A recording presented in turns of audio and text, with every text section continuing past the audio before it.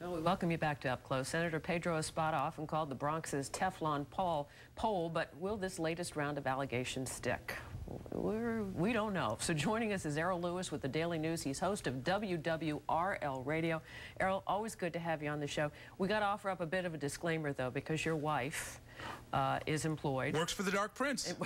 Works for the other side, yeah. My wife, Juanita Scarlett, worked 8 years in the Attorney General's office under Spitzer.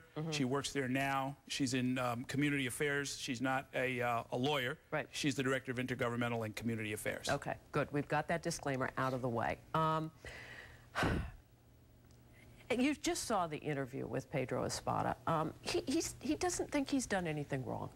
That's correct. I would say, and those who follow politics may remember, very similar charges were lodged against him, and the district attorney, Richard Johnson, put him on trial, and a board member and the executive director of one of his health plans were on trial, and they were all acquitted. And so my sense of it is that there's a pattern of him going up to the line, and I think if you ask Senator Espada, as you tried to, he doesn't think he stepped over any lines. Is it hubris? Or is it ignorance? I don't know if it's hubris. It's definitely not ignorance. No. He's not an ignorant man. But as you pointed out, that severance package is extraordinary. And his answer to you, which was that I never invoked it and I never took the money. Okay, well, it's a little bit ambiguous. And it's that ambiguity which, in front of a jury, can result in an acquittal. So that what looks like an open and shut case of ethical wrongdoing from the outside might look very different inside of a courtroom.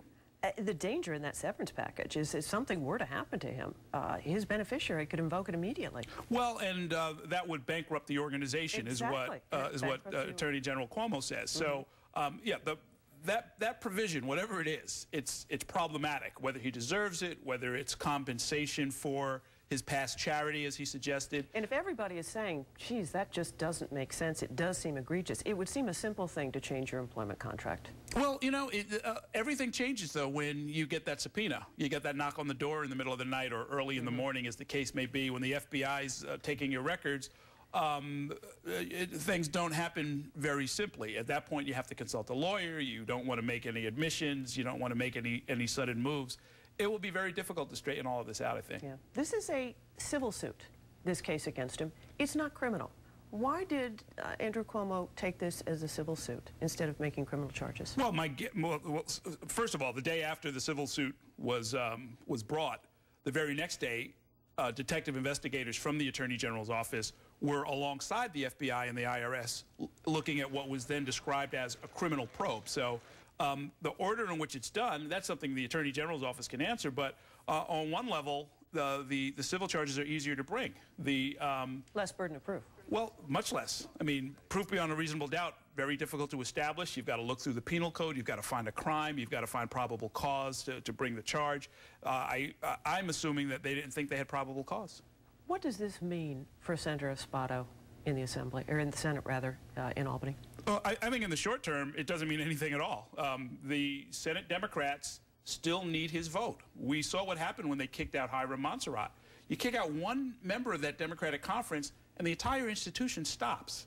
It's 31-31, and most deadlocks can't be resolved even with the lieutenant governor, and then you can't do anything. In this important budget season, that would actually be irresponsible. So the Democratic leadership is going to try their best to make sure that they've got a warm body in that seat.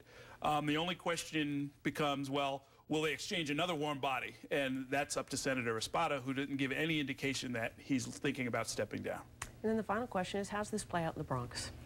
Are people there, in your sense, going to back him? What do you think is going to happen for him in the Bronx? I'll tell you, I don't know the district in particular. I don't know it particularly well, I should say, but they've got to be scandal weary at this point.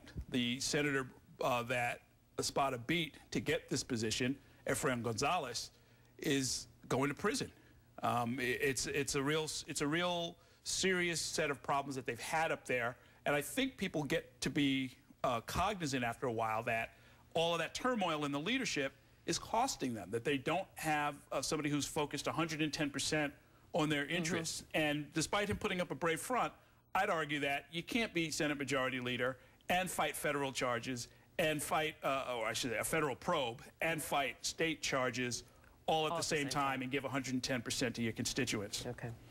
Errol, good to have you here with us. Always a pleasure. And coming up next, we're going to turn to a completely different subject. We're going to talk about another controversial topic, the so-called rubber rooms. We're going to get the inside story when we come back after this.